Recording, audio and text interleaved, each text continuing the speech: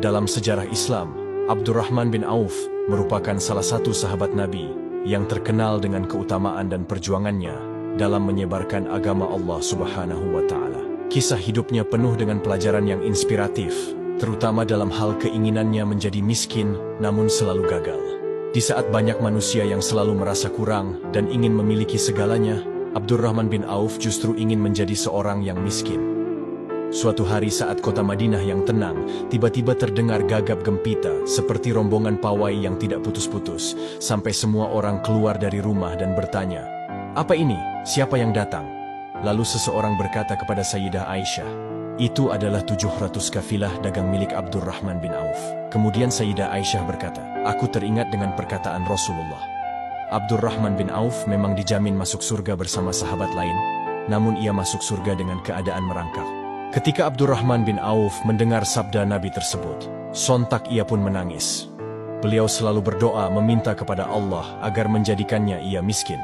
Beliau seringkali menangis ketika makan, karena takut ia meninggal dalam keadaan kenyang. Sementara di sisi lain banyak saudara muslim kita meninggal dalam keadaan lapar dan tidak mempunyai harta benda. Beliau sering konsultasi kepada Rasulullah tentang cara agar masuk surga dengan tidak merangkak. Rasulullah kemudian menyarankan Abdurrahman untuk bersedekah. "Perbanyak bersedekah, niscaya kakimu menjadi ringan untuk masuk surga." Beliau pun langsung bertekad untuk menghabiskan hartanya di jalan Allah. Beliau pernah menjual tanah dan hasil dari penjualan itu beliau bagikan kepada ibu-ibu muslim dan orang-orang muslim yang miskin.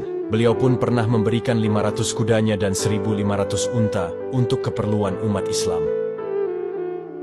Saat itu, para sahabat sibuk mengikuti perang melawan Romawi dalam perang Tabuk. Hal ini membuat perniagaan dan pertanian mereka tinggalkan. Padahal pada saat itu kurma-kurma milik mereka sudah siap panen. Setelah perang selesai, Abdurrahman bin Auf tidak putus asa untuk menjadikannya miskin. Beliau heran dengan harta yang tidak habis-habis itu. Sementara umat Islam saat itu mendapatkan upeti dari pihak musuh. Maka ia pun bingung, untuk apalagi hartanya ia akan dikeluarkan. Di sisi lain para sahabat yang ikut dalam peperangan mendapati kebun-kebun kurma mereka telah busuk dan tidak bisa untuk dijual kembali.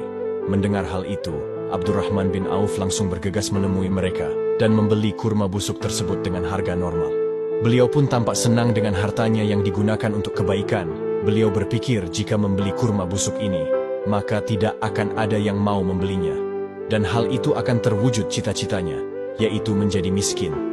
Tidak lama setelah itu datanglah utusan dari Raja Yaman ke Madinah.